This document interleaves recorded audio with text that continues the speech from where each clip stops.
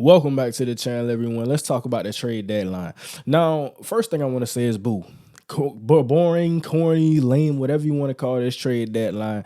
We just didn't see the all pro caliber player. We didn't see the Pro Bowl caliber player, the big time and the big hitter. We didn't see that type of trade yesterday, but I think we saw some sneaky good moves. We saw some teams get better yesterday, teams really adding to what they already had and saying, okay, maybe we're adding some draft capital here. Okay, maybe we're getting a sneaky good player who can blossom into something for us in the future. Maybe he can help us in a playoff push. And I can never knock that process. I really just would have wished that we saw a big time move. Like last year, I pointed to it, Christian McCaffrey going to San Fran. That's the type of move we look at and say, okay, people are extremely excited about this. And we saw the early returns on that move. We're still seeing the returns on that move this year. But I want to open this up and start with the Seattle Seahawks trade. Now, this trade happened on October 30th. Yesterday was the 31st, and that was the initial deadline. But I do want to talk about this trade because I think it's one of the better ones.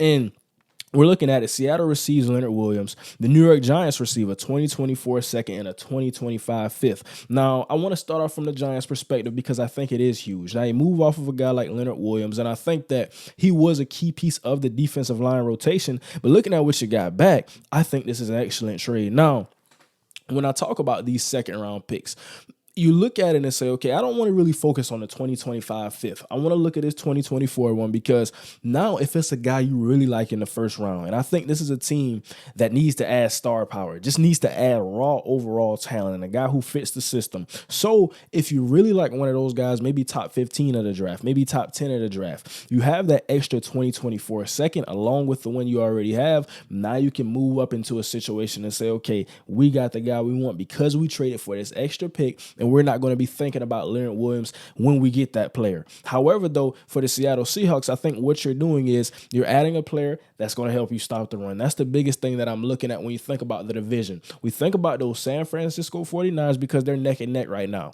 San Fran is on a 3-game losing streak and Seattle is hitting it. I think about offensively understanding Pete Carroll. What is his formula to winning and what does he want to do? Now, we're going to talk about those guys, and I have a film breakdown coming on one of those guys in particular. That's Spoon. Big Spoon, Devon Witherspoon.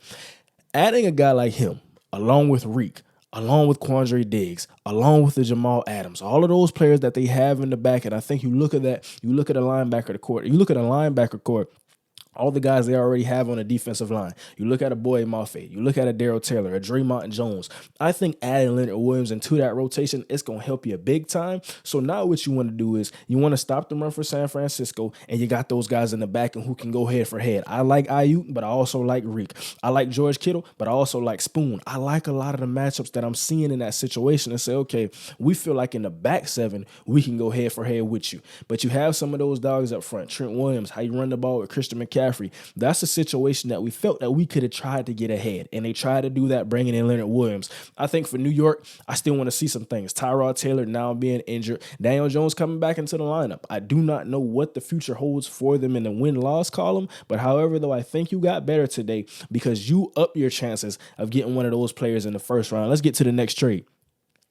Falcons trade for a defender. And of course, I don't want to spend too much time on this one. I think with the Grady Jarrett injury, he's going to be out for a substantial amount of time. And they're receiving Kentavious Street, a 2025 7th-round pick. Philadelphia receives a 2024 6th-round pick. Howie Roseman, please stop trading. You're ruining the NFL with every trade that you're making. Please, please, please, please stop. You're fleecing some of these teams. But I think this trade, though, is something that Atlanta needed to do. Adding a guy into that interior rotation. You're looking at Kentavious Street. He was pretty solid for the Philadelphia Eagles, formerly a New Orleans Saint. So I think that you got better today. Adding a guy into that rotation. Now, he's not a game changer like Grady Jarrett could be, but I think adding that body, a guy who can understand, come into the scheme, and he also adds pass rush versatility. That's something huge, and you can't find too many guys who offer that off of the interior, can also stop the run a bit. So I like that move for Atlanta. Getting into the next move, though, more of an interesting one. We look at the Bears, Montez Sweat. Now, this is where I kind of have the disconnect because I'm just really confused on the market of the current NFL. Now, I want to know what you guys think down below in the comments, but is Montez Sweat more valuable than Chase Young? I think it's really something that's worth the discussion. Now, Chase Young, of course, he hasn't stayed healthy consistently, but when he has been healthy, we understand what he is on the football field. And even Montez Sweat, this is not a knock on him because he's a very good player in his own right, but I'm just trying to understand now. Some people said, okay, for the Chicago Bears, why do you buy at the deadline? Now, let me tell you something. I think, and this is hypothetical, but I think this is a real life scenario that may really happen. I'm looking at the Chicago Bears, what they're going to do. I think the biggest thing is you look at those top 10 picks. Now, understanding where their defensive line is right now. Yannick Ngakoue, he was the big time free agent addition right before the season. He hasn't had the returns that they were expecting, that Ryan Poles was expecting, Matt Eberflus. So now they say, okay, we got to really recreate this defensive line. And that's something I was talking about when I said that. I looked at the offense and I thought the offense would be better this year. I'm going to just be honest and say that. But defensively, when I'm looking at the Chicago Bears, I said, okay, I like some of those guys in the back end. Jalen Johnson, he wanted to get moved. He didn't get moved. I'm looking at Tyreek Stevenson, Jaquan Brisker, Eddie Jackson. I like some of those things you have in the back end. But I think the biggest thing is now getting a defensive line that can help them. Montez Sweat can help them. And also we have to look at the market. Understanding that there won't be many big-time free agent pass rushers a year from now, and understand that in the draft, I'm looking at Jared Verse, I'm looking at Dallas Turner, but I think that I don't really see a guy now I really like Jared Verse. This is not a college football video, but I think that's something we'll talk about in the offseason. Now, I really like him. I like Dallas Turner, but I don't see that game-changing, game-wrecking guy that would translate to the NFL. Now, that could very well be Jared Verse. I'm going to have to go back and watch his film, but you add a guy like Montez because you're foreshadowing some of the things that will happen in the market. I don't see how they could acquire a big-time pass rusher other than really a move like this. And of course, now you could draft a guy like that in the draft, the guys that I aforementioned, but I think you're probably going to be looking at receiver. You could be looking at some of those other positions, maybe even a quarterback. If you want to have that conversation right now, this is not the time for that. But I think that what you did, you secured a guy. Now, the biggest thing is getting the contract done. That's something that you have to look at. And for Washington, I think that they have a couple holes right now. They've been playing better. They really had a solid game offensively versus Philadelphia, but I think trying to create the complete team, trying to get some of those guys and understanding we can't pay both of them. So we're going to get big time returns back for those players, try to get some of the young guys we have on the edge, let them develop, and some of those guys in the back end, they still have to develop. You got a St. Juice, Emmanuel Forbes. We're just going to try to reinvigorate and really recreate this defense for Washington. That's something that we're going to be looking at. So overall, I think for both teams, you made a pretty solid move. I look at Chicago, and on the surface, you say, okay, we're not really good right now. Why would we ever buy and let go of our capital? And this is basically going to be a first-round pick. But I think we're looking at the situation and saying, okay, we got the Carolina Panthers first, and we also have our own first. So we got 2 first-round picks already. Now, you could have 3 first-round picks basically because you're going to have a high second. But overall, I think you get Montez Sweat because there just won't be an avenue to get a primetime pass rusher further on down the line. So I look at that and say that I think a good move overall for both sides. And the next trade I want to talk about, the Minnesota Vikings, they add a quarterback, something we kind of felt would happen now. Didn't know if it would be Josh Dobbs, Kyler Murray, some different names, some different things that were thrown around. But overall, you get Josh Dobbs, you get a 2024 7th, and Arizona receives a 2024 6th. Now, I don't want to spend too much time on this one because it is Josh Dobbs. No knock to him, but he's not a top 15, top 10, or even top 5 quarterback. We understand what he is. I think he's a guy to add to your quarterback room. And still right now, Jaren Hall is still the starter. So I got to see a little bit more film on Jaren Hall. I got to understand what he really is.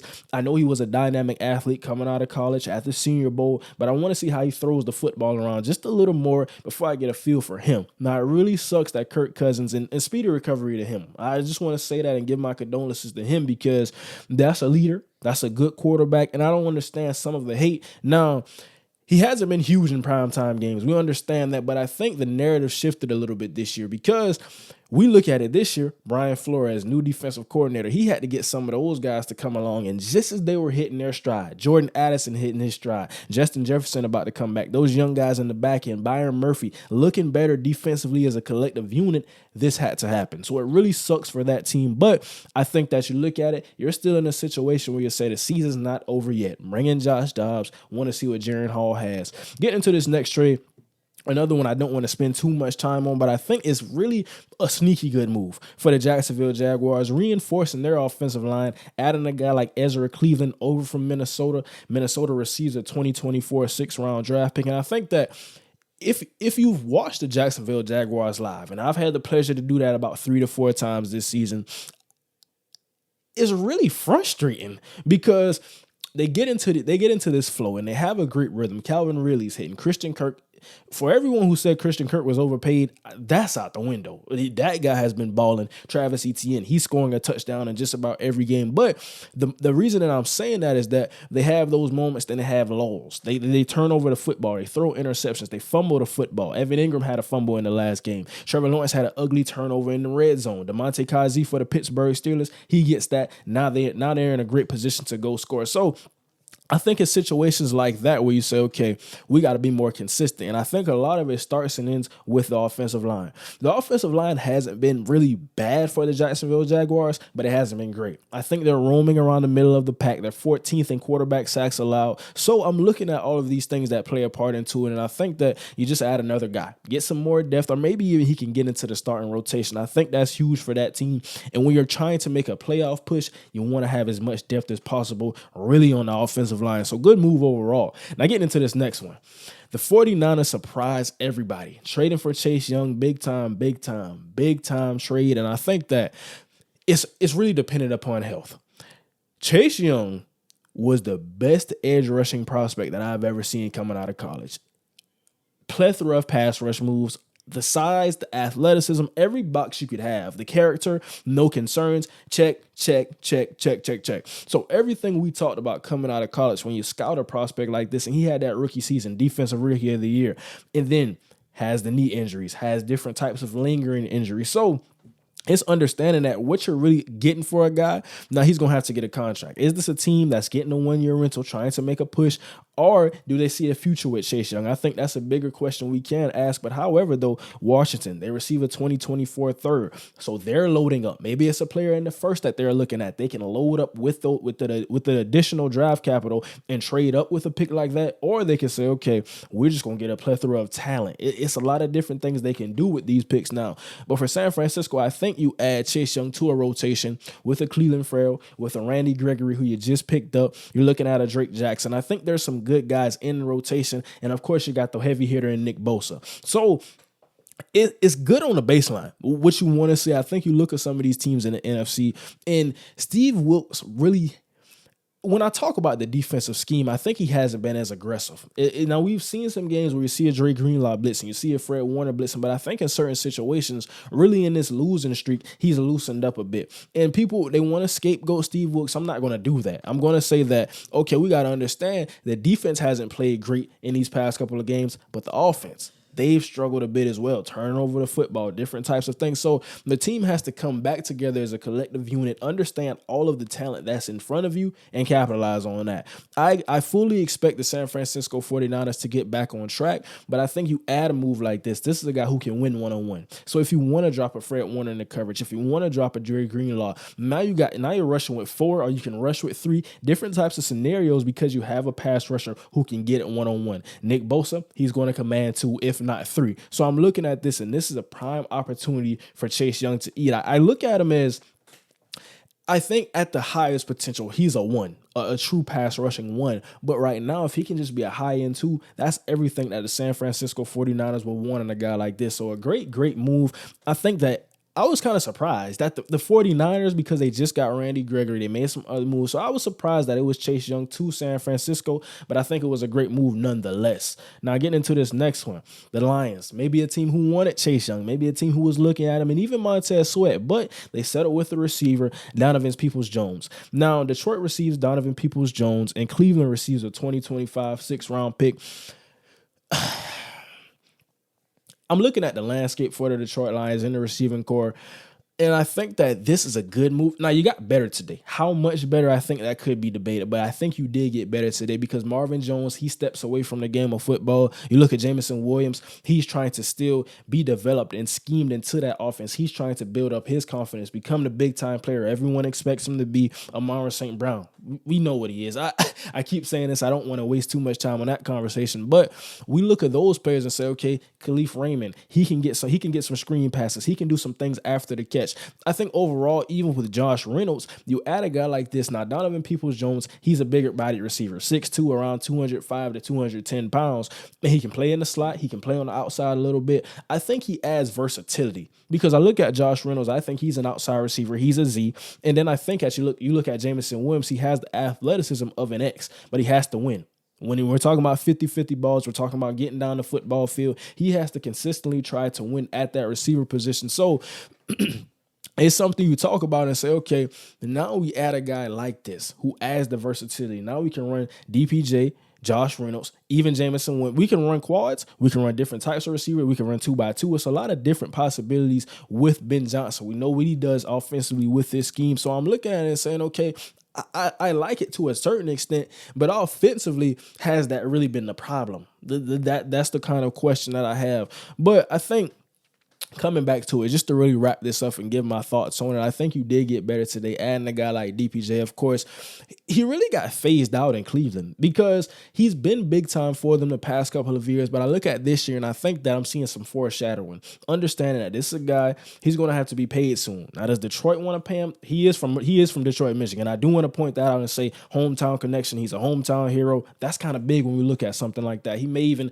play a little bit better just because he's coming home. But I think that with Cleveland, they're foreshadowing a bit and saying, okay, just drafted Cedric Tillman, still got Amari Cooper. We got some other guys to pay in different positions. So now David Bell, Elijah Moore, we just went and got him. There's a plethora of receivers and some young guys that you're looking at for Cleveland and saying, okay, do we really want to pay DPJ? Or can we get a little bit better? Now, you add a 6th-round pick. Now, I think you probably could have tried to get something more. But at the same time, with the way DPJ has played this season, doesn't have much production. So the market wasn't really as high. But I think you did him a solid, letting him go home. That's really good for the Browns organization. And then getting back to Detroit, you replace a guy like Marvin Jones Jr. He steps away from football. I think Donovan Peoples-Jones is a little bit better than Marvin Jones at this point in his career. So you upgraded a little bit. Even though you lost a player, you got a little bit better and you feel the need overall. Could have been defense, could have been something else, but I do like the move. Got a little sneaky good move, something we've been talking about. Now getting into this next trade and the last trade that we actually have, Rasul Douglas, veteran cornerback, headed to Buffalo. And I think this is big for a couple different reasons, but Buffalo receives Rasul Douglas, a 2024 5th-round draft pick, and Green Bay receives a 2024 3rd. Now, as we can see, Green Bay, they have some issues right now, really offensively. And with Joe Barry, I think that what we're looking at, Matt LaFleur, I don't think we're going to see the same Green Bay Packers team next year. Now, with the GM, everything that happens, I think some moves have to be made. Do you keep Jordan Love? Do you look for a quarterback? Defensively, you have to add some pieces in different places. Offensively, adding some more weapons or maybe getting a big-time weapon. I do like the weapons they have with the young guys and the young talent, but it just hasn't came together this season. So, something you have to talk about. But I think for Buffalo, though, getting the 2024 5th along with Rasul Douglas, that's kind of huge for me. And the biggest thing I point to, Tre'Davious White, being hurt, being on IR currently. So now we say, okay, we understand the young guys we got in the secondary. I think this is a team that likes to run a lot of nickel and dime packages, something we saw against Tampa Bay. And you say, okay, now what this adds to us is, okay, our 3rd guy, our 4th best guy in the rotation, now he's bumped into a situation where he doesn't have to be the best corner right now. We're adding Rasul Douglas, and I think right now with looking at this roster, he is the best corner on this roster right now, fresh into the scheme. But looking at some of those other guys, you got a Benford, you got a Dane Jackson, a Kyer Elam, some of the other guys in the secondary I point to and say, okay, now we can really cover for days. This is a team, Sean McDermott, he likes to throw exotic coverages. He likes to do a lot of different things. And I also look at Rasul Douglas, a guy who can play the football. He had 4 interceptions in one season, 5 interceptions in another. So these are things that I'm looking at and saying, okay, for a team who they still have hope this season. They still want to make a playoff push. Von Miller is getting back healthy. Josh Allen is starting to look a little bit better, not turning over the football as much. A lot of things I point to and say, okay, they're still in it. You may not be looking at Buffalo like you've been looking at Buffalo, but I think this is still a very good team if they hit their rhythm, and it's still early. We still got a lot of football left to be played in this season. So this is saying, okay, we understand we got to go against Miami. We understand some of those receivers for the New York Jets, what our division really holds, but I think this is more so geared towards stopping Miami. Now we got those guys in the back end. If we can cover you, and like we saw in that first matchup where they could cover them, Tre'Davious White had a good game in that game up to the point that he got injured. So now now this is really mixing and matching. I like this move. I think it's huge because they've been struggling defensively since you lose an All-Pro in Matt Milano, you lose a Pro Bowl, All-Pro caliber in Tre'Davious White. So now you bring in another guy who has Pro Bowl experience, who is a very good football player. I like this move. I think that a lot of different things we talked about today, but let me know what you think about these moves. These are just my overall reactions, kind of looking at it from both sides for both teams. But I think a really good trade deadline, although it was boring, no big time, big hitter move. However, thank you for watching. As always, don't forget to like, comment, and subscribe. That's going to do it for today's video. And now, we out.